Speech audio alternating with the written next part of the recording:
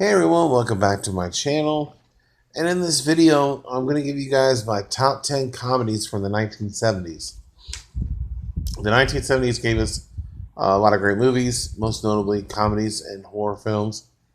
And I decided to break it down for you guys. I'm pretty sure I did a list probably years ago, but it's been a while. So I decided to update it and see if there's any changes. And So let's see. But I do have some honorable mentions before I get in the top 10. And they are National Lampoon's, uh, excuse me, um, Every Which Way But Loose, The Longest Yard, Gus, Life of Brian, Slapshot, The Sting, and High Anxiety. Uh, all great movies, just couldn't make my top 10 list. But what did, coming in at number 10, is Monty Python and the Holy Grail. I really, for the longest time, I didn't want to watch this movie. I just didn't think it was going to be all that good. I've heard a lot of great things about it, but when I actually sat down and watched it, I laughed my ass off. This was a great movie, and I'm glad after all these years of not watching it, I'm glad I sat down and watched it, and it belongs in the top 10. Coming in at number 9 is The Bad News Bears. Walter Matthau, yes. Jackie Earle Haley. Just a great movie about a bunch of young kids uh, who suck at baseball, but are being allowed to play because they feel everyone should be allowed to play, which that is the case. But Walter Matthau's character is a former minor league pitcher who cleans pools, and he's assigned to manage these kids. And eventually they make a nice run. But I love the way this movie ended, because a lot of times with these movies they end up winning the championship. I like what they did here. And this is, if you haven't seen this movie, this is a very old movie. Sorry if it's spoiled for you, but they come in second place. But I love their attitude towards the end, where they tell the Yankees to piss off and shove the trophy up their rear ends. And yeah, this was a funny movie. One of my favorite baseball movies of all time, and definitely deserves a spot in the top 10 in the 1970s. Number 8 is Young Frankenstein, one of Mel Brooks' classics. Gene Wilder, who wanted to do this movie while they were filming Blazing Saddles. And yeah, this is a hilarious movie. Terry Garr, great cast. Madeline Kahn, who I absolutely love. I love her in Blazing Saddles as Lily Von Shtupp. Yeah, great performances. I love the black and white picture. And yeah, it comes in number 8. Number 7 is a movie that I'd never seen before, and it definitely changed my list because it is now at number 7, and that is Kentucky Fried Movie. I'm not going to get into it. Just watch the movie. It is freaking hilarious. I highly recommend you check that one out. Number 6 is The Jerk. Steve Martin. This is where he got started, and he plays a lovable loser who is raised by a black family, and he sets out to make money and to become somebody. And oh my God, the stuff that happens to him along the way. One of my favorite scenes is when he's joined the circus, and he's guessing people's weight, and this biker chick who jumps to the flame attaches herself to him and basically takes his virginity and everything. But it's freaking hilarious when they're in the trailer doing their thing.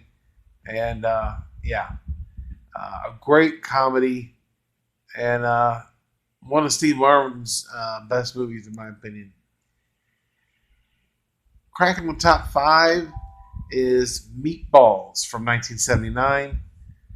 Bill Murray, Harold Ramis directed the movie, and yeah, this is a great comedy. It's very underrated.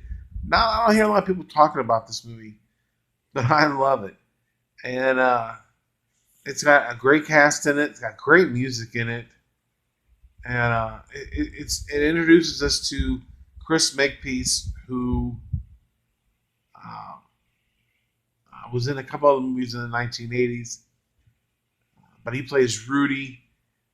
He's never been to camp before. He's shy, doesn't know anybody, and Tripper, played by Bill Murray, basically takes him in, shows him the ropes, and eventually by the end of the summer, Rudy's on top, and that's all I'm gonna say. If you haven't seen Meatballs, check it out. 1979. It did spawn some sequels, which I actually enjoy. There's 4 movies, as far as I know.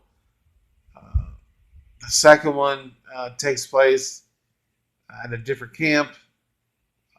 It involves an alien and some boxing. The third movie takes place pretty much back at the same camp, but it's made up differently and stars drawing a blank on his name. I'm drawing a blank on his name. If I remember it, I'll let you guys know.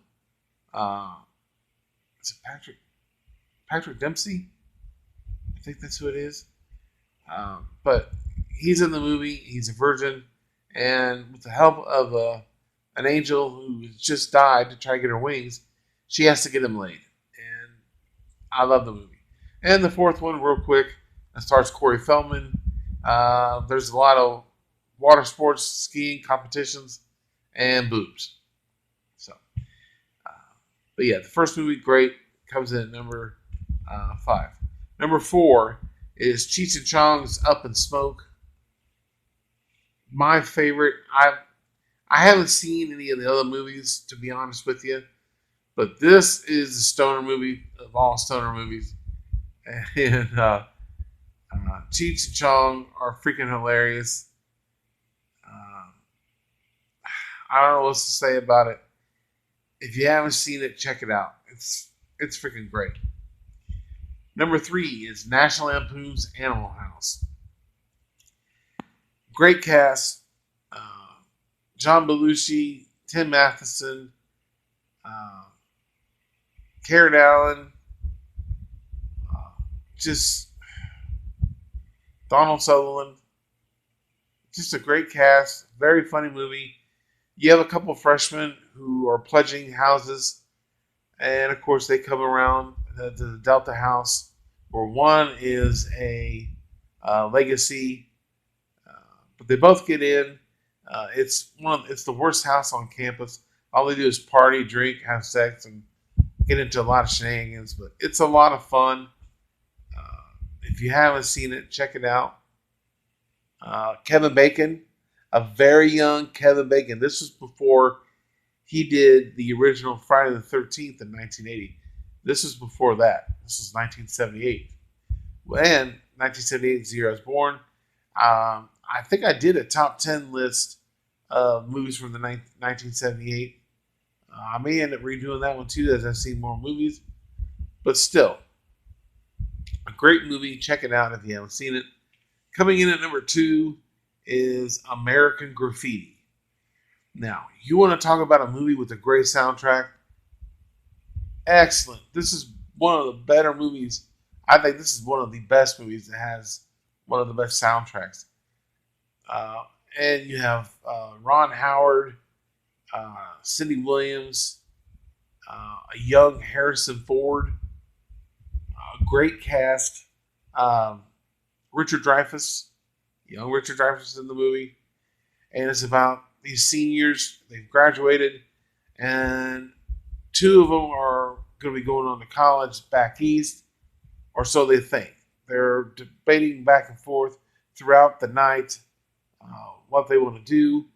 Uh, Milner, who is the older cool guy, like a Matthew McConaughey, but in this one, uh, you know, they have the infatuation with the cars. He's a racer. No one's beat him, and then you have the couple with Ron Howard and Cindy Williams, who Howard's character wants to be able to date other people while he's away at school, and then they have a tussle throughout the night. Uh, Toad, who was my favorite character, is a nerd a little bit, but loves women, just can't get one. But he ends up picking up one that night. She gets him drunk. He throws up. He gets in a fight. It's a lot of fun stuff, and this is a great movie. I don't hear a lot of people on YouTube talking about this movie or anything, but I highly recommend you check this one out if you haven't seen it. American Graffiti comes in at number 2. And my number 1 comedy from the 1970s is, if you didn't know it already, one of the movies is from the same director, and it's Blazing Saddles. Blazing Saddles, I was introduced to this movie by my late stepmom, Jeannie Bailey, who she introduced me to a couple other movies as well. But this one, again, I seen her watching it before, and I thought it was just some old crappy Western, you know. And when I sat down and watched it, I couldn't believe it. This has so many quotable lines, and the vulgarity, oh my God, it's crazy. But it is freaking hilarious. This is a movie that would definitely not be made today, just because, well, that's for another discussion. But this is a great movie. Mel Brooks plays a couple characters in the movie, most notably the governor, and it's got a great cast. Cleavon Little plays one of the main roles. You have Gene Wilder in this movie as well. Bart, played by Cleavon Little, is working on the railroad, and he ends up hitting this white guy who's his boss. So they go to hang him, but they need a sheriff for a local small town. So they put him in there, knowing that the locals will probably try to kill him. We meet Lily Von Stupp, played by Madeline Kahn, who is a singer and dancer, and she's very tired. If you've seen the movie, you know what I'm talking about. She's just fantastic. I believe she was nominated for was it an Oscar or Golden Globe for this performance. Nonetheless, she was great. The cast is great, and this has just got so many quotable lines.